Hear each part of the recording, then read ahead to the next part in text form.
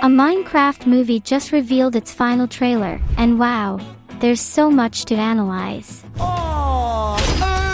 Did you catch all the hidden references from the game? If you blinked while watching the trailer for a Minecraft movie, you might have missed a reference, because this thing is packed with details straight from the game.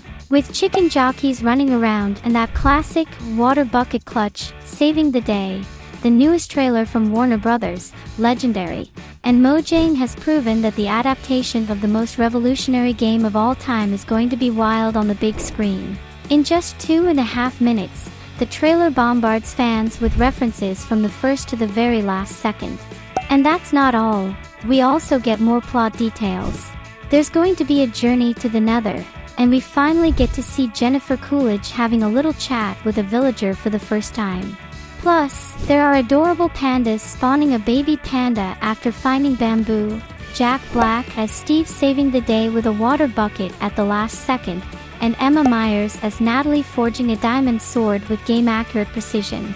And it doesn't stop there. The trailer also shows how this ragtag group will handle this crazy world filled with piglins and pillagers. We'll see expertly used redstone, an army of iron golems joining the fight, and tons of action. It's not just a bunch of random references thrown in. The director Jared Hess made sure to deliver a movie that looks as epic as a hardcore speedrun. So grab your pickaxes, subscribe to the channel, and let's travel to another world as we break down the final trailer of a Minecraft movie, here on Zigzag. Just like the previous trailer showed us a bit of game logic, such as the taming of a wolf, which is a classic moment for players. It's really cool to notice the detail in the wolf's eyes. They're red, which indicates it's still a wild animal, not yet tamed by the player. But as soon as Steve gives it a bone, the animal is tamed at the same speed as in the game. We can see its eye color change, its expression becomes softer, the signature heart particles pop up around it, and even a collar appears around its neck. Well, that same wolf shows up again here, already tamed and all buddy-buddy with Steve. If the previous trailer showed how the Minecraft world was adjusted slightly to make more sense for the movie, this trailer proves that the game's logic is still intact. Right at the beginning, we see Steve doing something every player has tried to break their fall, using a water bucket before turning into a pancake on the ground. The pandas eating bamboo and spawning a baby panda also follow the game's mechanics, and honestly, too bad that's not how it works in real life, huh? Otherwise, these stupid creatures wouldn't be on the brink of extinction for something like that. But anyway, the movie seems packed with accurate in-game details, like Natalie crafting a diamond sword at a crafting table using the correct materials. You can clearly see that she's using 2 diamonds and a stick.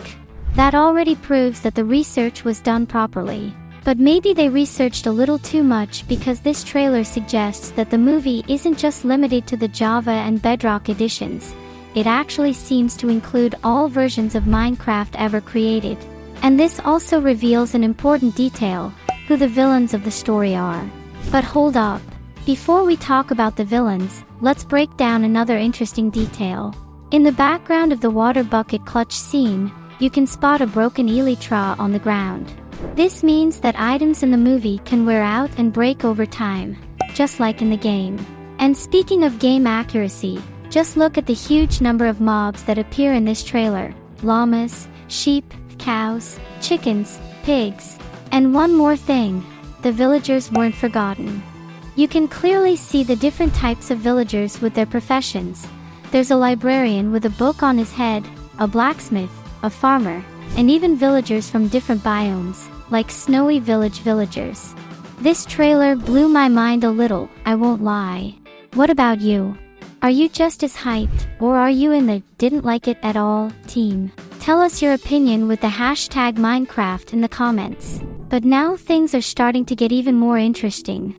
If you slow the trailer down to 0.25x speed, you'll notice that Steve has built an entire amusement park. There's a roller coaster, a tower, and even a Ferris wheel. Right after that, he and Dennis come across a ruined portal. And another detail that proves they did their homework. They fixed the portal using obsidian and flint. So at least the craft part of Minecraft is perfectly represented. But let's get to the main event, the Nether, the home of the film's villains.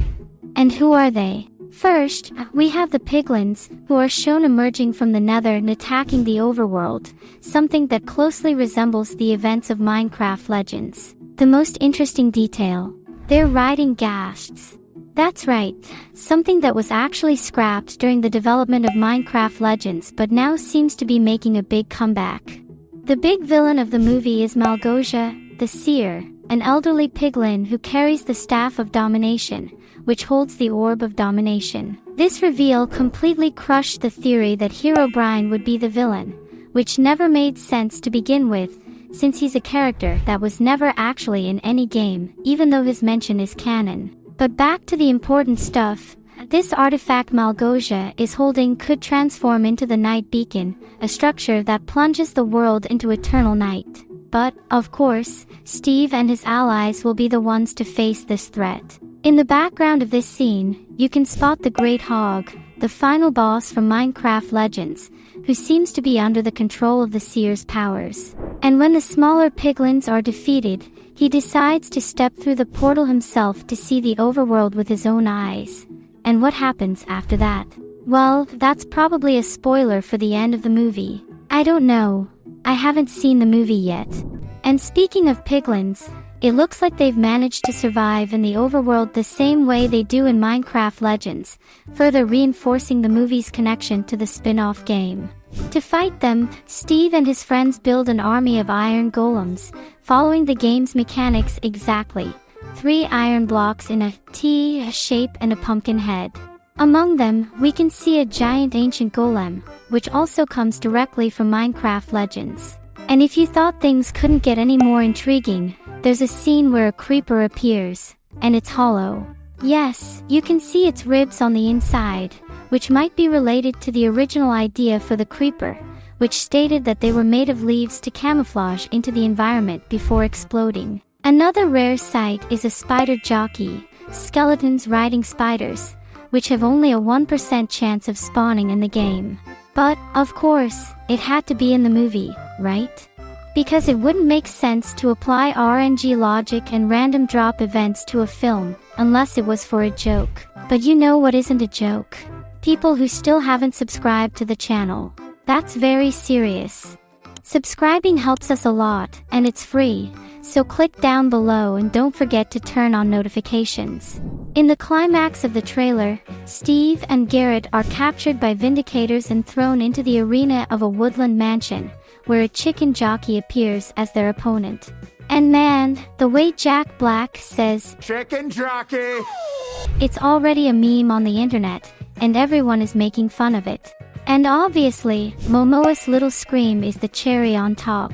But the biggest Easter egg in the trailer, Jennifer Coolidge punching a villager in real life. This proves that mobs can cross the portal and enter the real world, which could change everything in the story.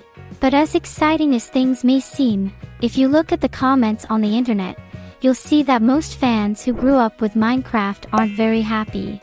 What people are expecting isn't a good movie, and to be completely honest, just seeing Steve explaining what he's going to do with the water before they hit the ground at the beginning of the trailer already tells me this movie is pretty dumbed down.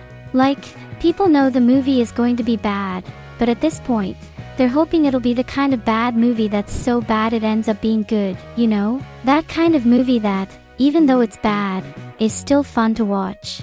Which, if you think about it, is exactly what you'd expect from a movie starring Jack Black. What do you think?